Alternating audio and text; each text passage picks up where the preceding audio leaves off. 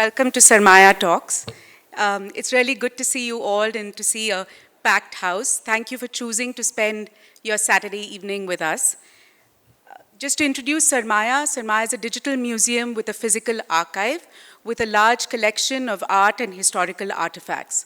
Our aim is to take this collection out and to create immersive, engaging programming, both online and on ground. Sarmaya Talks is therefore an extension of that belief, where we want to offer a space for conversations around art, history, and culture. It is my pleasure to introduce our first speaker for the evening. Robert Stephens is Principal Architect at RMA Architects, author and founder of Urbs India, a studio that narrates lesser-known civic histories through the juxtaposition of archival material with contemporary aerial photographs of urban India. His work has been exhibited in Mumbai, Ahmedabad, Chennai, and Edinburgh. His most recent book, Bombay Imagined, an illustrated history of the unbuilt city, tells stories of over 200 unrealized visions for the city. To take us through some fascinating stories from the book, please join me in welcoming Robert. Thank you all. Thanks to the Sarmaya team for this really special invitation. Few things about me just before we begin, while the lights are hopefully being dimmed a bit. Few things, since we'll spend the next 30, 40 minutes together. One, I'm an introvert, okay? So I get petrified before a talk.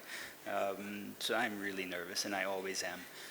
Second thing, I will attempt to make some jokes this evening. So if you sense it might be a joke, it probably is. Thank you. Feel free to laugh or not. And the third thing that I think is, see, that's the introvert problem. Thank you. Yes. So the third thing, under the right circumstances, I love to do dishes. Washing dishes, that is. So, which is really great because according to Agatha Christie, the best time to plan a book is while you're doing the dishes, right? Other thing I love about doing the dishes, the bottom there's a drain, right? So after you clean the drains there, you have to get all the muck out and let it drain. I love drainage. I love drainage history. And Bombay Imagined, an illustrated history of the unbuilt city, began with a vision for drainage, for draining Bombay in the mid-1800s. It began with this book, a publication from 1869. It's called The Professional Papers on Indian Engineering. And so one day I was literally just browsing this book because it's fascinating, right? Who doesn't love to read about drainage? And I was reading and I came across this fold out, right? So I'm an architect, I love art, and this was really a piece of art. And I just kind of stared at it for a while, and there was this big green blob right in the middle. Of course, this is a map of the island city. And I was intrigued, what's this green blob on this beautiful piece of cartography? I zoomed in, and it was a proposed park in the mid-1800s. It really kind of captured my imagination. Now, this park was part of Hector Tulloch's drainage plan for Bombay, but as he wrote about the entire scheme, he said, you know, this particular part of the drainage scheme, the park, it's not my idea. It was the idea of Arthur Crawford. Arthur Crawford had this to say. He imagined the park as a people's park such as London does not possess, right? Arthur Crawford. You know, I love this because we think of him as being kind of one-dimensional, right? The market. He was thinking across the city. For years, for decades. This is Mr. Crawford, quite a robust man. And this is a book he published. He self-published it in 1908, The Development of New Bombay.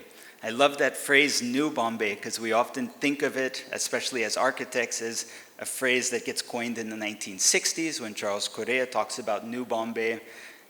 In the 1870s, 1880s, Arthur Crawford saying, we need a new Bombay. We need to improve the city. He talks all about his ideas in this publication. So it's thanks to Hector Tulloch, his drainage scheme, and Arthur Crawford's ideas that I kind of set off on this search. This was in early 2014. What else was there in Bombay's unbuilt past? Started searching, found a lot of content, got really inspired, And by 2015, I said, this is like, I'll finish this book in 2 years, no problem. I made a manuscript, all the research was here, kept it safely in my wardrobe, much to my wife's displeasure. And then this happened. This is 2016. My wife, Tina Nandi, and I were expecting our first child. And we decided two things early on in her pregnancy. One, we wanted a home birth, right? Birth at home. Second thing we wanted was a water birth, which is what it sounds like, a birth in water. So May 18, 2016, in the morning, Tina goes into labor.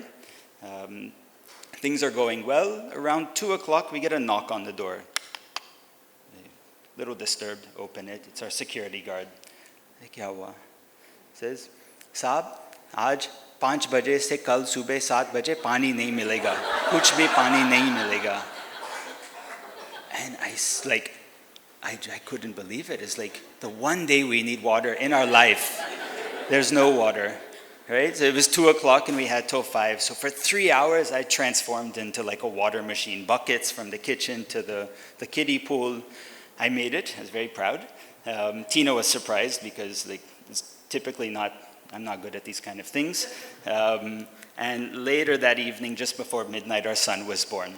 So this was a really, really great moment, partly because it put the complete brakes on the book and it changed the whole course. Before Kairev's birth, Bombay Imagined was a very serious and scholarly exercise. Then the birth happened and life became playful and artistic. And it was a great transformation for me personally. Lots of color, of course, as well. So, speaking of water, now we're going to dive into other experiences of water in Bombay. This was ours in the 21st century. Let's now go to the mid to late 19th century. Now, this is one of about a dozen images from the Sarmaya collection we look at tonight. And I love this image because, we look at it and what do we think of, right? Flora fountain, okay? Maybe also look at Oriental Bank, beautiful building.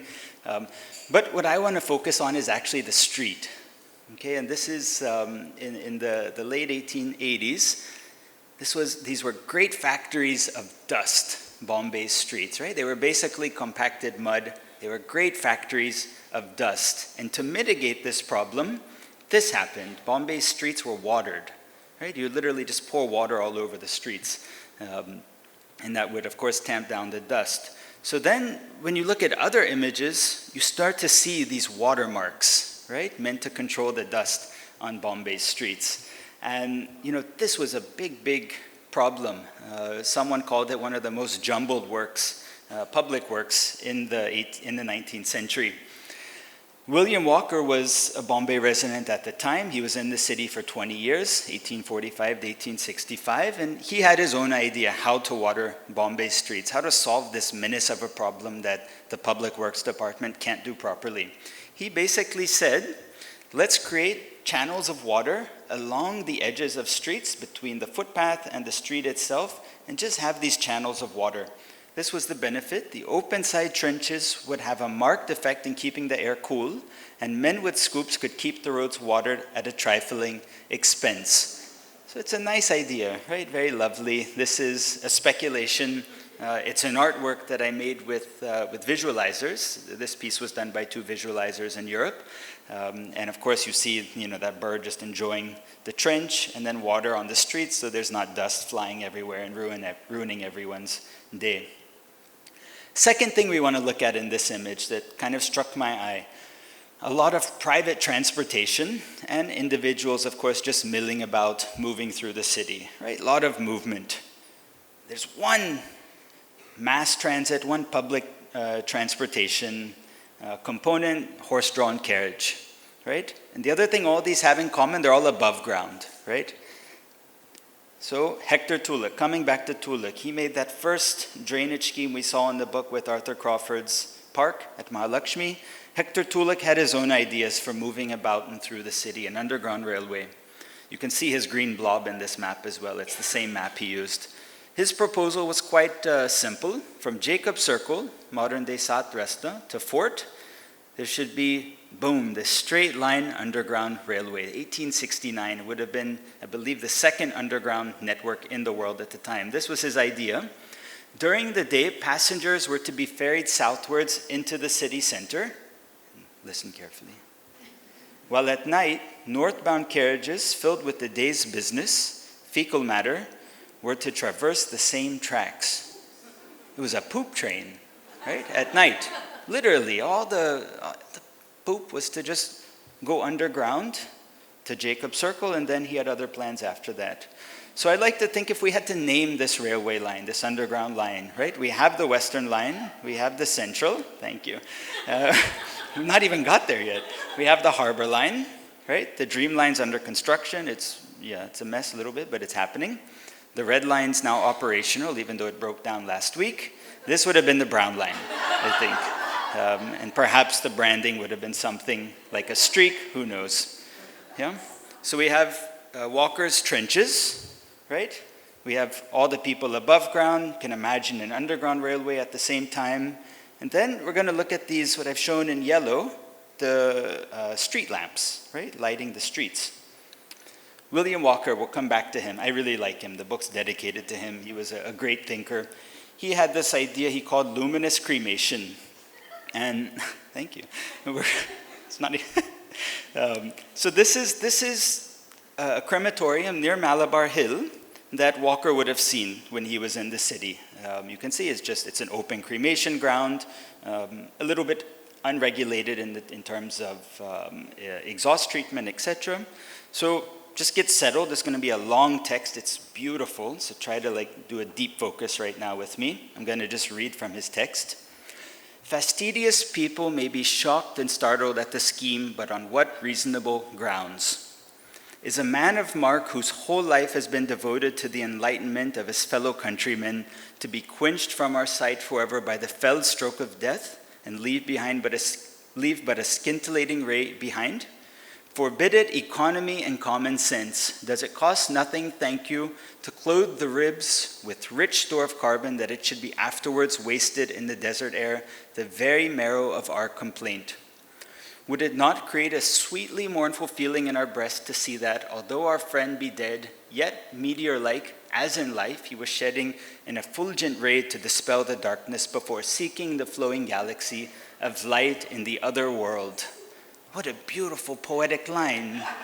If I had to summarize that, what his proposal is, we have cremations happening. Let's collect the gas that's created from those and use it to light the street lamps throughout the city. Right? And it's so symbolic that his friend has passed over to death, but he's still giving light for those who are living. It's brilliant.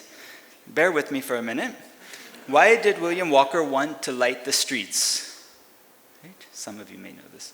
Because he was a walker, obviously, right? So these types of cremation grounds were all throughout the island city. There were dozens, all spread out in the middle of residential neighborhoods. It was a big problem in terms of a public health issue. So in 1865, a burial commission is created to address this problem. And what they say is, let's close all of these, I think there were about 70 cremation and burial grounds, close them. Let's create a gigantic city of the dead, a 252-acre complex at modern-day Matunga. There will be burial grounds for Christians, for Muslims, for Tower of Silence, of course, for Parsis, and, of course, cremation grounds for Hindus. It was 252 acres. Modern-day Suri cemetery, I believe, is about 50. So you go about 5 times bigger. It's huge. Before we get to more lines, other interesting thing about this plan, it was to have a dedicated railway line from South Bombay, where everyone lived, to the city of the dead. So we have to name that also, right? So we have Western, Central, Harbor, Dream, Red. We have the Brown Line. And this would have been the dead line, right? And unfortunately, it would have been the ultimate deadline for many. That's okay. Yeah, that's okay. William Walker, this is another image of him. He actually gifted this image to Bartlett Free when he gave a book of all his writings. This was one of the plans in that book. It's from 1861. And this is the kind of before the crazy reclamation schemes, right, of the 1863 onwards. And I love this plan. I think of William Walker as Bombay's first foreign environmentally minded citizen activist, right? It's a long one. What his idea was, he said the city has to grow. We have to expand. We have to create infrastructure. Let's locate our docks, right, the core commercial activity of the city, in the very center of the city, here at Mahalakshmi. That was the lowest part of the island. Bombay is basically like a giant bathtub, which is why it floods every year. So in the middle of that bathtub, let's put the dock and other facilities, right? When we do that, he says, we won't have to reclaim Back Bay. And then basically the implication is the center of gravity shifts from this very southern tip to the center of the island. So it's kind of a bit more easily accessible for everyone. It's a very kind of efficient, sustainable, one could say, idea. That, of course, didn't happen. In 1863, this plan is proposed by a private reclamation company, which you see in green. Of course, the Back Bay reclamation, part of it happens, part doesn't happen. And this is the response from local citizens. The profane hand of reclamative speculation has aimed a successful blow at a sacred beauty of nature, our Back Bay, right? But Back Bay was a sacred beauty of nature. I love that. I love that line. Chowpatty at the time survived. This is what it looked like. 4 decades later, this is a challenge. There's not much beauty in scenery composed of the odoriferous fishing boats and tackle which now strew the beach, right? So the local population saying it's beautiful. All these European planners are like, this is ugly nonsense, and this is what they imagine. They say we should basically create a luxury housing development, about 50 plots, 3 private gardens, on what is modern-day Chowpatty Beach, the sands of Chowpatty. You can see Wilson College for reference. Of course, Wilson College is right now basically, on the beach across the street. This was all to become a luxury housing development. I'm grateful this didn't happen personally. Another image from the Sarmaya archive, you can see in the background, this is late 1800s, early 1900s. You see part of that reclamation that's inching forward along the bay. 1912, New Bombay, right? What else is happening in 1912? New Delhi. Plan for New Delhi. So you have New Delhi, New Bombay. They're kind of competing, very similar designs. This is the design for New Bombay. It has a central vista, much like in Delhi. It has a government complex at the end of that vista, and then these huge public parks overlooking Back Bay. The war, of course, World War I put the brakes on this scheme. New Delhi proceeded with a curtailed plan, but did proceed, as we know. One economic scenario pegged the rupees 388 lakh scheme to be constructed on reclaimed land in 8 years as a profit-earning, debt-free asset by 2015. I love that calculation. It would have been like 7 years reaping the benefits now. Great. Okay, post-World War I, Back Bay reclamation comes back. And the plan is this. Let's scoop mud from the bottom of the harbor, which you see circled here. Let's pump that mud across Colaba. Okay, dump it here on a rocky foreshore. And then they said, let's create a retaining wall in Back Bay that would hold all this mud and create new land. Now, theoretically, it was good. In practicality, that wall leaked like a tap, and all the mud just kept draining back into Back Bay. So it was this kind of Sisyphean loop, a complete failure. Someone said this: we are now condemned to gaze at something which, to put it in homely language, looks like nothing on earth. Right? 1927. This is an image from 2017. It still looks like nothing on earth. You can see the leaking retaining wall. It's still just floating there in the bay aimlessly. Yeah, interesting. Leaking like a tap still. So we've looked at this Neriman Point, Back Bay region. Now let's spend some time on the western foreshore. This image is an aerial photograph I took in about 2013. And what's really interesting, this image, you see the western foreshore is this very rocky, organic edge, right? It's not at all defined. For 150 years, people have been trying to define this edge. People just really love straight lines. There's something about them. This is, again, another image from the Sarmaya archives, from the 5th series. And this is a great image. This is, of course, Mahalakshmi Temple. You see at the top right. This is the intertidal zone, Bombay's original foreshore along the western coast. And it's here that Arthur Crawford, again, coming back to Crawford, he first in 1870s imagined this, he called it a circular road. It was a road to wrap all the way around Bombay's coastline, including here along the western foreshore. This is a speculation of his plan. It also included a tunnel through Malabar Hill, which of course is happening now. Arthur Crawford wrote about this. He said, we must have a tunnel straight through Malabar Hill. He said, let's create a retaining wall along the western foreshore, dump a lot of mud, and that little building you see was the Baikula Club. I don't know what they would have called it because the Baikula Club on the reclamation wouldn't make sense, but that was his plan. Of course, didn't happen. Same area, western coast, Wilbur Smith, the transportation planner, says that's where a West Island freeway should be. This is in the early 1960s. And then mid-1960s, an evolved version of that plan comes up.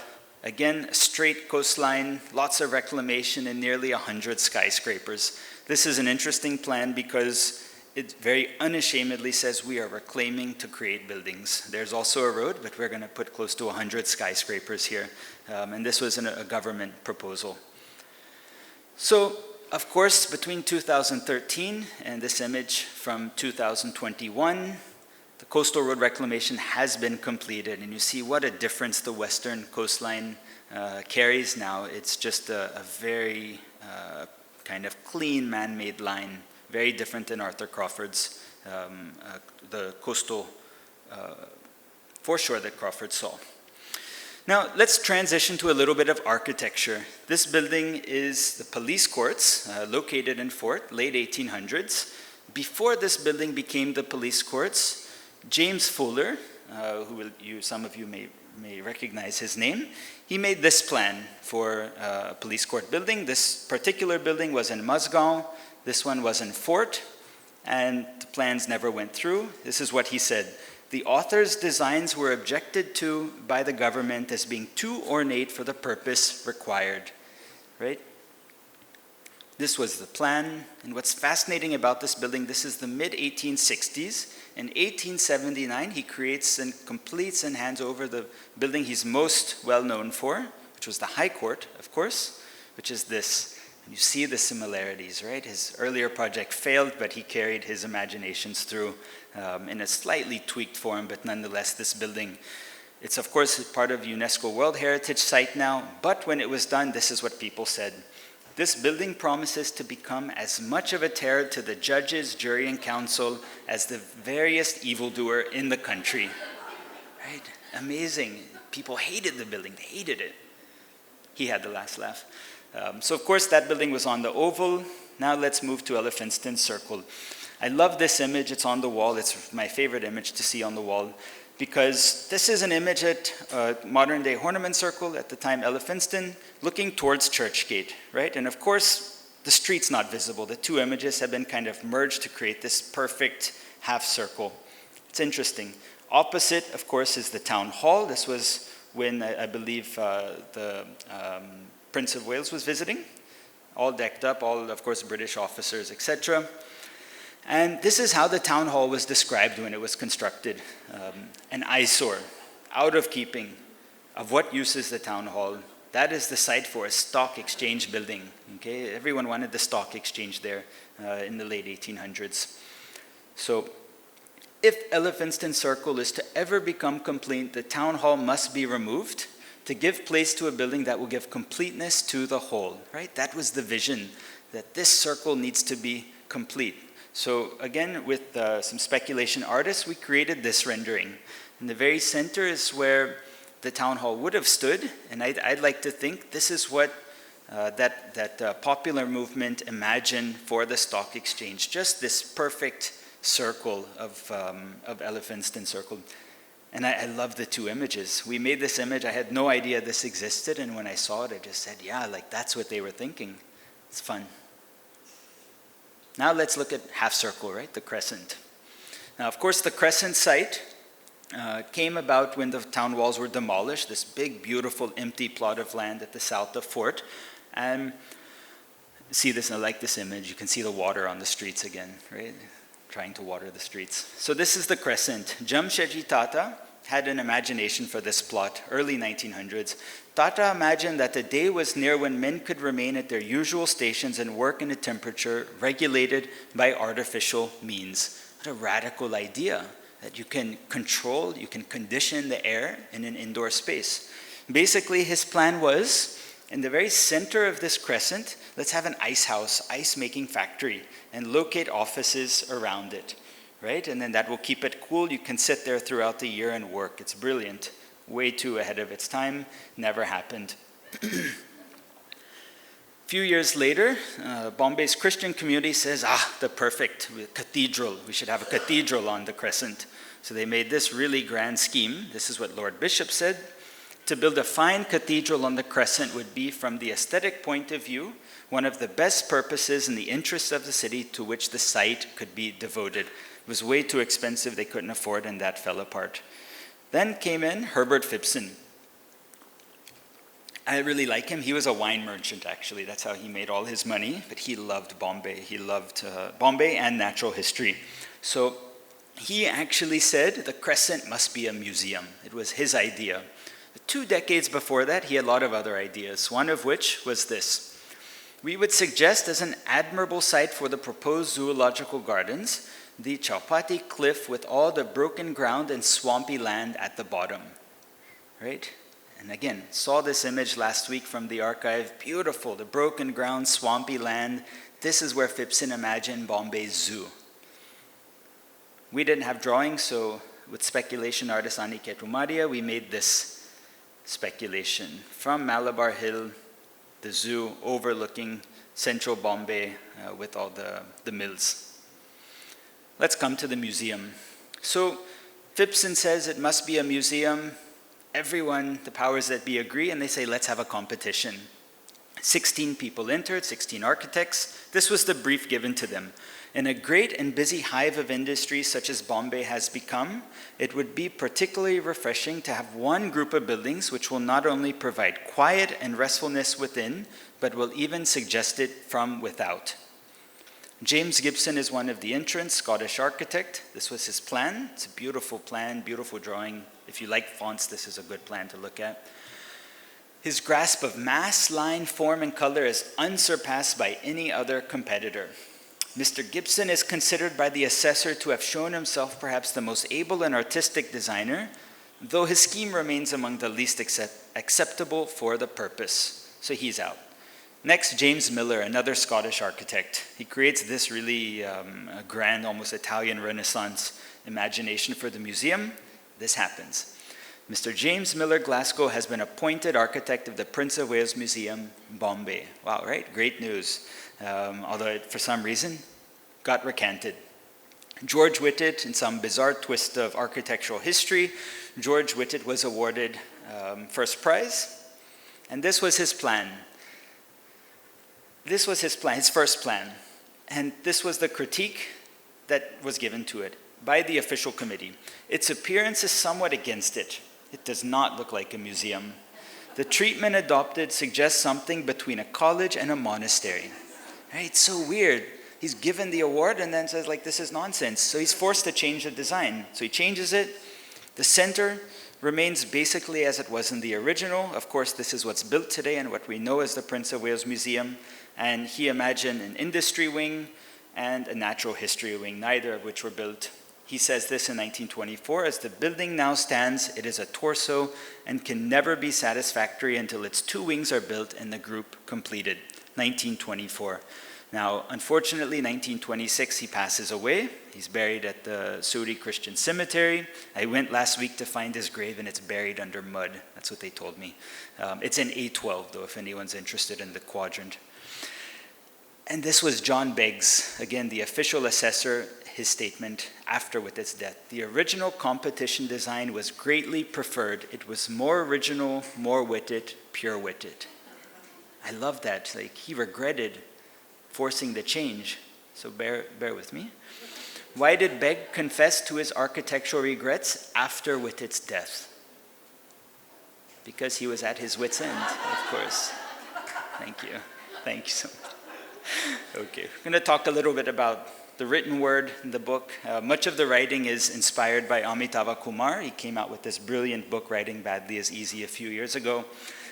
This is how he labeled the image of the book, Jargon Slayer 2. We are going to slay jargon. In Bombay, imagine there is no jargon. Through that book, I met Anton Chekhov. He was a playwright and short story writer, and he had 6 principles that make for a good story. 1, absence of lengthy verbiage of a political, social, economic nature. You will find none of this in Bombay Imagined. Okay? 2, total objectivity. I do not give any analysis of what I think is good or bad in the book. I fully trust you to do that. 3, truthful descriptions of persons and objects. There are about 600 to 700 footnotes in the book, mostly so that you know what you're reading is truthful, because so much of it is crazy. You would think I'm making it up if I didn't give the footnotes. So a lot of footnotes, please enjoy, I love them. Extreme brevity. Every word in the book was written between 5 a.m. and 7 a.m. during the pandemic. So by default, it's very brief because I had to go to work after that. 5, audacity and originality. That's just fun. And 6, compassion. This is the hard one. I do not know yet how to be compassionate as a writer. I wrote for 200 days straight. This was, again, all pandemic writing, lockdown writing. I loved it. I loved every single minute. This was, of every paragraph, word was first handwritten, then typed and edited, blah, blah, blah. Most people enjoy the sight of their own handwriting, right? As they enjoy the smell of their own farts, right? I love that. It's so true. Every word in the book, Bonnie Stevens went over. She was very supportive, although she's a copycat. And this is some of the team. I'm going to introduce the rest of the team. Aniket Umaria, he made about 20 of the speculations you see in the book. So speculations are images we've created using historical data, maps, written descriptions, to create these images for the first time of people's plans, their imaginations. Deshna Mehta and Carol Nair did the book design. They brought just a brilliant balance, visual balance to everything. I'm really grateful for them. And Fawaz Khan, he was the project manager. Without him, this book would not exist. So thanks, Fawaz, a lot. Devin Shah and Leena Mehta supervised the book production. My wife and I actually self-published, and so we kind of handpicked this team, and it was super fun. They designed the production process. Praveen supervised the printing. He's in Ghatkopar. If anyone's looking for a good printer, I highly recommend him. And Shah Alam Sheikh managed the book binding. Each and every book is handcrafted. I love that. You see the gentleman in this photo placing the covers. Each one is handcrafted with lots and lots of love. This is part of the team, not even everyone. And I'd say working with this team has been, if not the highlight of my life, one of the top highlights of my life. They have been phenomenal in the way they do their work. Each book is numbered, one of 1,500, and it comes with a box so that when you store this book at home, dust doesn't collect at the top. I hate when dust sits on books because then I clean it and I ruin the spine and I get tired of it after years. So keep it in the box. It'll stay safe for hopefully generations. We still have a lot of books at home. Bonnie's still on top of everything. Tina has been supportive. She manages everything that's digital, website, Instagram, orders, logistics, you name it, she's doing it. And Kairav's he's keeping an eye on all of us and keeping us on our toes. These are just some images of the final book. And thank you very, very much for listening and laughing. Thank you.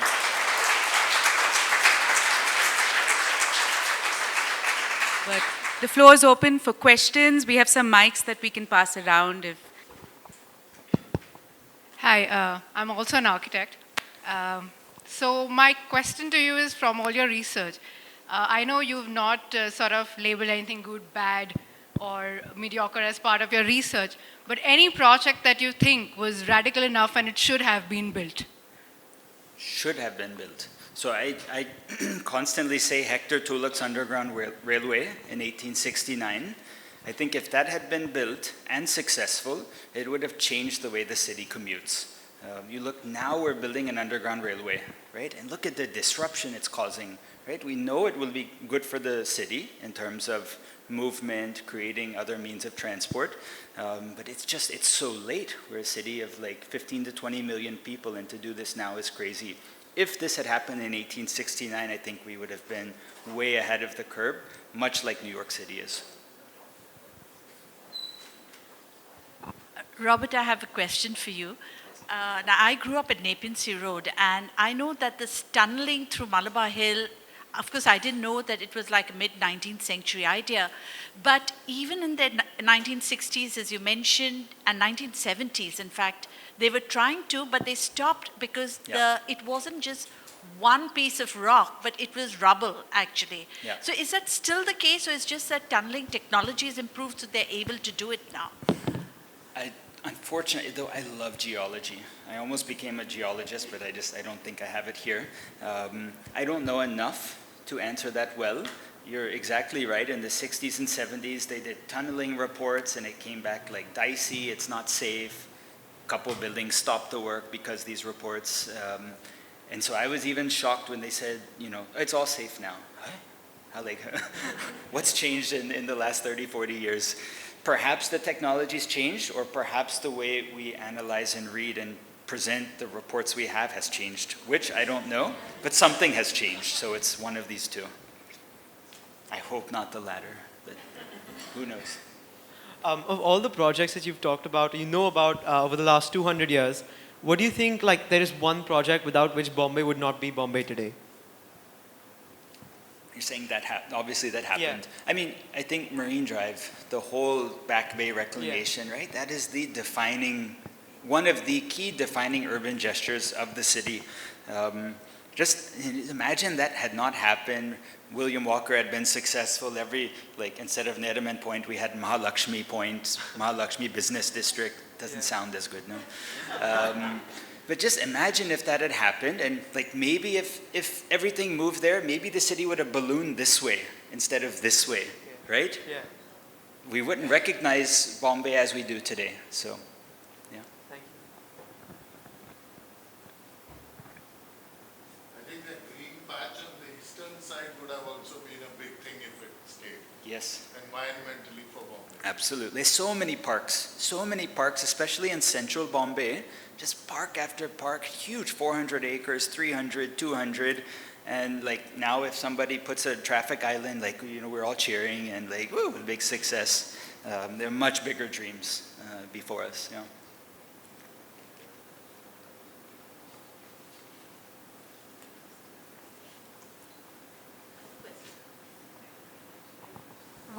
When did sort of Indian architects begin to get involved with the face of Bombay, and when did that happen?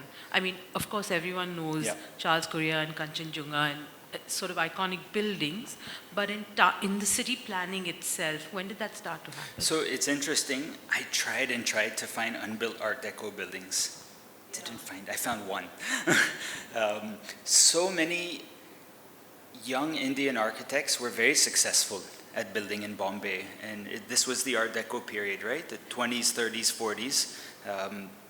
You have students coming out of JJ, and then there's this building spree, so they're very successful.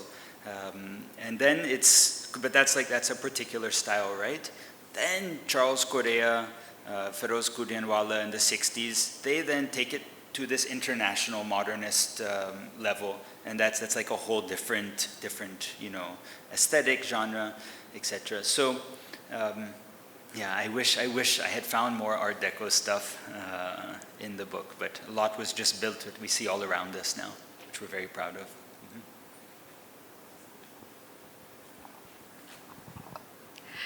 So maybe you did mention of a couple of dreams that didn't happen, but I always wonder, Bombay being a peninsula, a bay city, and there is water transport all over the world. Did not anybody think or plan on a water transport? Yeah. So Claude Batley, principal at JJ, resident of Bombay for decades, Claude Batley in 1945 had this really crazy idea. Basically, he said, let's take the city, explode it into 25 coastal townships, 25 separate cities, right? Our jaw drops as architects when Charles Correa says, let's make a twin city, right? 2. Claude Batley said, let's do 25. And he said life will be more pleasant, more economical, more sustainable, and all of these 25 cities were to be connected by air, by land, and by sea. And he said he called them coastal townships, and they would have these little links. I think from Dhanu to Alibag, he imagined this. So yeah, he thought very deeply about this question. It comes and goes, right? It comes and goes. And you look at Roro, right? I took the Roro today, that's why I'm sunburnt, like completely. The sea today was beautiful, I must say.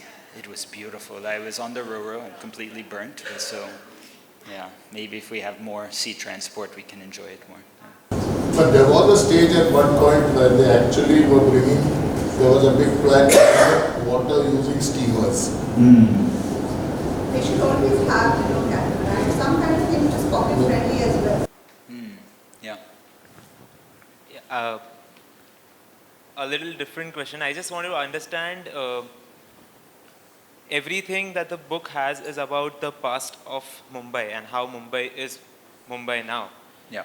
Just one thought which came to my mind. I mean, Mumbai was considered a city of greens and open spaces. I mean, something like that.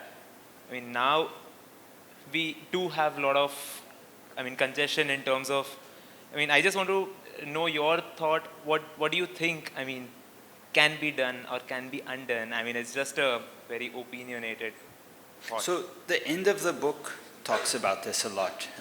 I think there's so much in the city now that my own personal opinion, I don't say this, but this is what I think. I think the way forward is to carve out meaningful public spaces. It'll be very small scale, hopefully bigger than traffic islands. I was joking about that.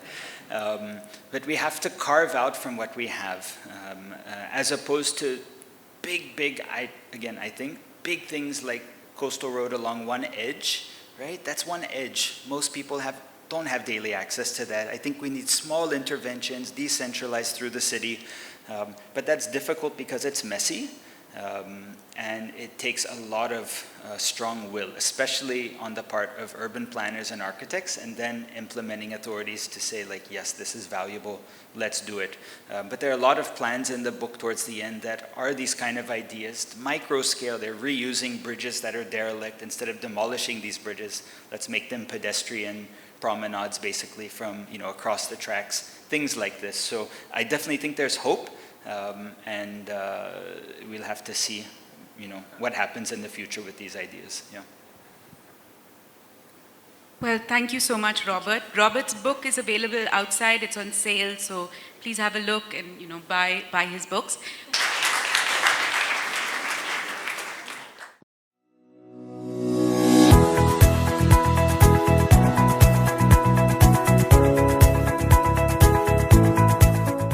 Subscribe to Sarmaya and be a part of the stories and conversations around art, history, and culture.